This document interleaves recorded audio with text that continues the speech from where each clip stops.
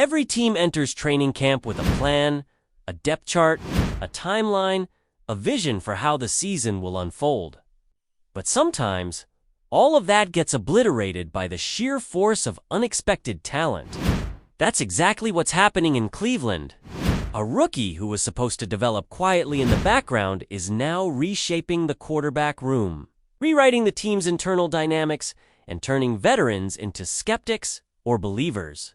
What began as healthy competition has morphed into something far more dangerous, a power struggle with consequences that could define the Browns' entire future across sports media and social platforms.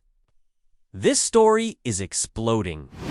And at the heart of it all, Star Sanders, the fifth-round pick who wasn't supposed to be here this fast, this loud, or this good. Inside the Browns facility, the air is thick with tension. What looked like a typical preseason depth battle has erupted into a full-blown internal rift. Sanders, through sheer performance and presence, has become the flashpoint of a team in transition. His accuracy, command, and football IQ have stunned not only fans, but his own teammates. Veteran players are reportedly dividing into two camps. Some are defending the structure, the hierarchy that says rookies wait their turn, quietly admitting Sanders might just be too good to wait, and the numbers don't lie. Internal performance metrics reveal that Sanders is outperforming seasoned quarterbacks across the board, from red zone efficiency to third down conversions to overall decision-making. But the most combustible subplot here, it's not just about Sanders, it's about Dylan Gabriel, a third-round pick. Expected a traditional arc, a year or two of development behind a starter, then a legitimate shot. What he got? Instead was a front-row seat to a rookie overtaking him. Fast sources close to the quarterback room describe Gabriel as spiraling. He's withdrawn in meetings, avoiding Sanders altogether. During drills, he maintains distance. Scenes, he's reportedly showing signs of emotional and psychological strain. Quarterback coaches have attempted to mediate, but insiders say those attempts have failed, and the tension has reached critical mass. Then came the breaking point. During a padded practice session, Sanders, still working with the third-string unit, completed 17 consecutive passes, including 3 touchdowns, and not just against backups. This was against Cleveland's starting defense.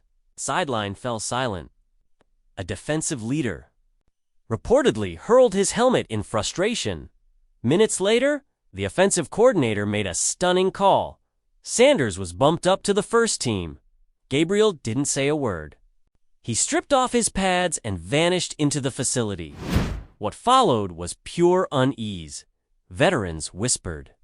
Coaches exchanged concerned glances, and the unspoken question hung in the air had something irreversible just happened. Since then, Gabriel's behavior has grown more erratic. He's reportedly skipped optional throwing sessions, canceled meetings with wide receivers, disengaged during film review. Even more concerning, he's begun documenting everything, from snap counts to sideline interactions, even how often each quarterback is mentioned in internal media. These notes are reportedly being shared with his agent to support a growing belief that the organization is biased in favor of Sanders.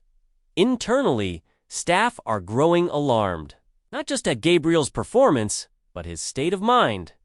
Some have begun floating the idea of bringing in mental health support.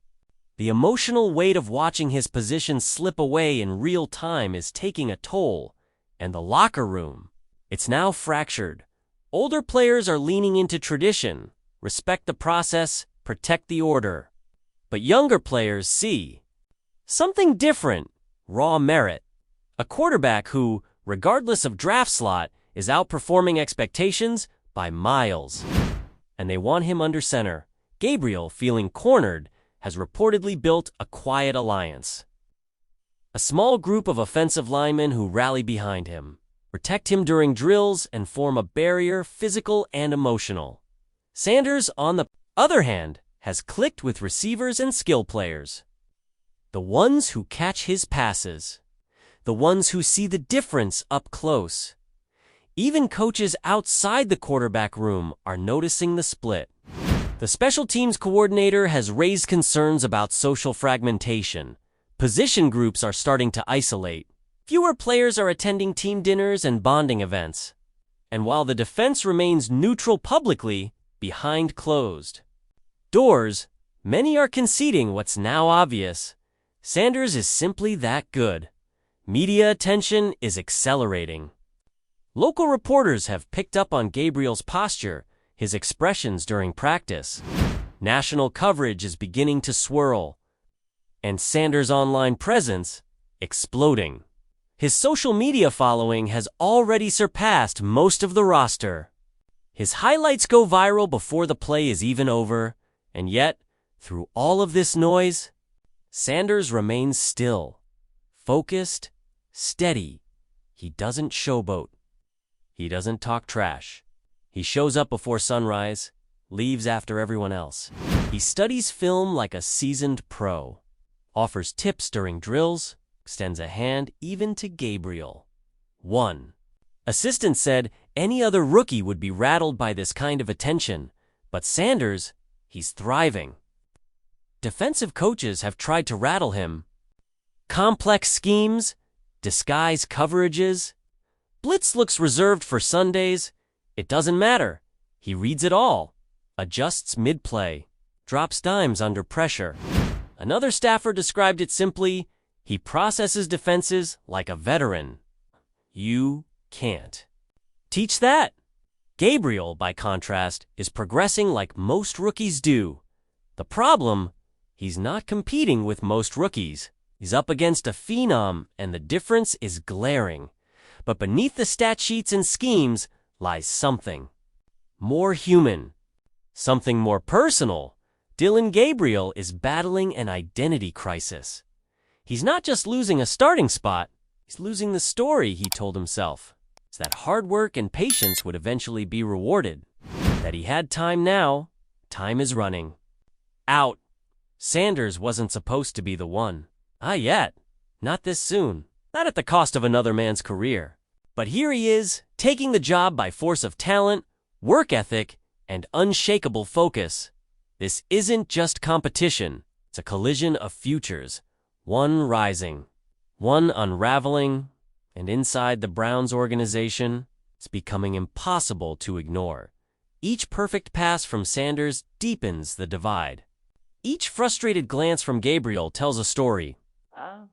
And with every rep, this quarterback battle turns into something bigger, a culture shift.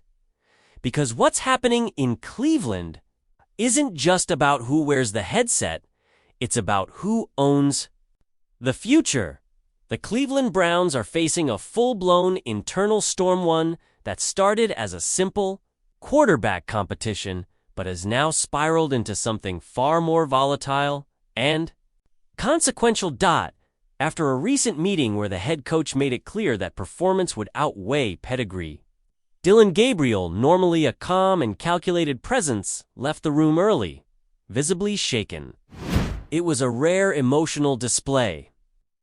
And now, the coaching staff is deeply alarmed, not just about his mechanics, but about his mental and emotional unraveling to diffuse the escalating tension.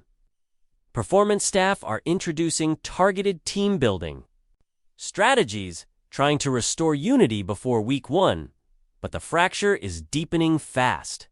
Inside the locker room, two distinct factions have emerged. One side backs Shedeur Sanders. It's the breakout rookie who's impressed with his elite processing speed and raw talent. The offensive coordinator is said to be installing a custom playbook tailored to Sanders' strengths. While veteran receivers privately are requesting more snaps with him, despite the political minefield of backing a newcomer, Gabriel's supporters, meanwhile, are stressing the team's financial commitment to him. The importance of a structured developmental arc and the psychological risk of being leapfrogged so early in the process. The tension is now systemic, pulling at the foundation of Cleveland's roster strategy. This isn't just about quarterback reps, it's about identity.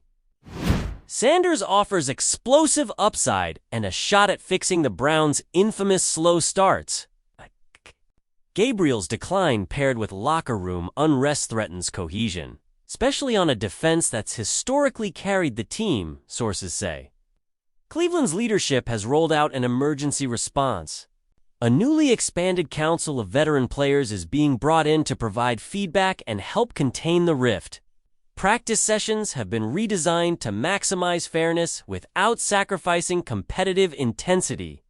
Intervention meetings are being held to address tension head-on. Gabriel, meanwhile, is undergoing personal counseling to manage the psychological strain of a collapsing role. It's clear now this isn't a blip.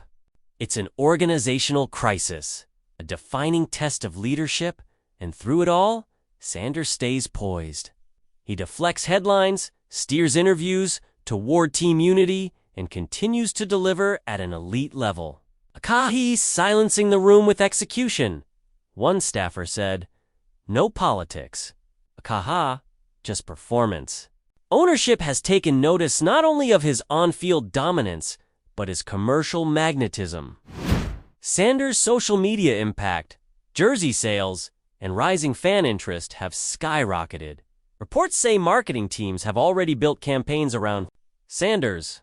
With Gabriel's name nowhere in sight, the rookie is now the face of the franchise, at least in the public's eyes. But this spotlight has a cost. Sanders is being accelerated, mechanics are being sharpened, defensive reads fast-tracked, media access restricted to protect focus. The developmental plan is changing in real time, but that pressure may collide with the very structure needed. For sustainable success, Gabriel remains in the system, still receiving developmental reps, but with visible frustration and reduced trust.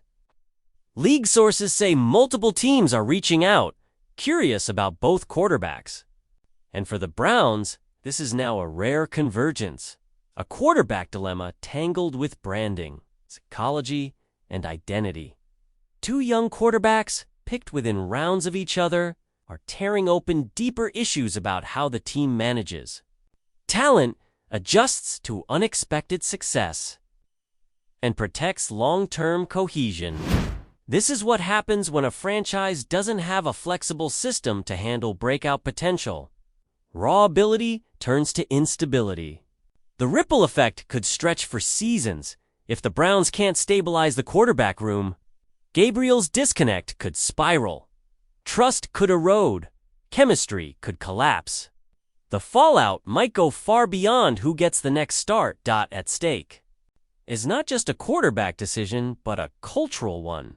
Should Cleveland ride Sanders' undeniable momentum and risk alienating Gabriel entirely?